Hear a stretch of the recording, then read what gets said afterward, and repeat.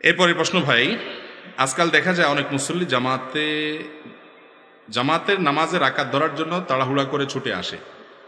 দেখেন, সহিহ মুসলিমের হাদিসে নবী করিম সাল্লাল্লাহু আলাইহি ওয়াসাল্লাম বলেছেন যে তোমরা যখন নামাজের জন্য যাবা, জামাতে নামাজ ধরার জন্য মসজিদের দিকে যাবা, ফামশু আলাইকুম বিসাকিনা, তখন এমনভাবে হাঁটবা যে তুমি সভ্য শান্ত শিষ্টভাবে যাবা, ধীরে ধীরে যাবা, খুব রবের সাথে যাবা, ঠান্ডা মাথায় যাবা। আমরা কি করি? দৌড়াইতে থাকি। বিশেষ করে ইমাম সাহেব যদি রুকুতে যায় তো তার কোনো কথাই নেই। রুকুতে গেলে তখন কি হয়? ইঁদুর দৌড় দেই আমরা। এই ইঁদুর দৌড়টা কেন দেই? এই দৌড় দেখলে বাহ্যিকভাবে মনে হয় সুবহানাল্লাহ, আল্লাহর ইবাদতের জন্য কত পাগল পড়া লোকটা দৌড় দিছে আল্লাহর রহমতের দিকে, সুবহানাল্লাহ।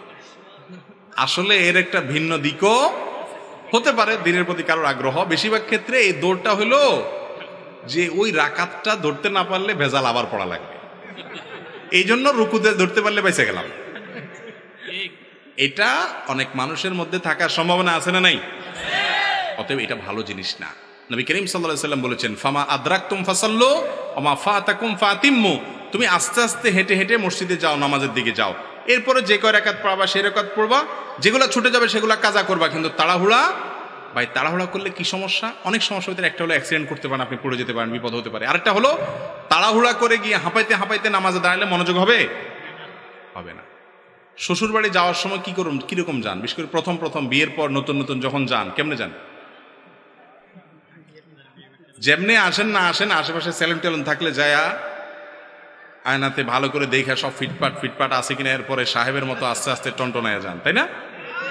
তো এগুলো তো খুব ভালো বুঝেন। আজ পর্যন্ত কোনো জামাই দেখছেন শ্বশুরবাড়িতে আর দৌড়াইতে এসে হাঁপাইতে যায় হাজির হয়েছিলাম, দেখছেন কেউ?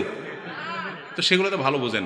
সেখানে আচ্ছা শ্বশুরবাড়ি বাদ দেন, আপনার এমপি সাহেবের সাথে আপনি এটা সাক্ষাতের সুযোগ পাইছেন, একটা চান্স পাইছেন একজন মন্ত্রীর সাথে সাক্ষাতের, আপনি আসতে একটু দেরি হয়ে গেছে, এই জন্য দিচ্ছেন দৌড়ায় ডাইরেক্ট যায় হাঁপাইতে সালাম দিচ্ছেন। এভাবে করবেন আপনি? আগে হাঁপানি টাপানি থাকলেও তো সেটা দূর করে তারপর ঢুকবেন, ঠিক না? ঠিক। তো আহকামুল হাকিমিন আল্লাহ রাব্বুল আলামিনের সামনে দাঁড়াবেন আপনি, সেখানে আপনার কত বেশি দৃঢ়স্থিরতা, সেখানে কত বেশি নম্রতা, ভদ্র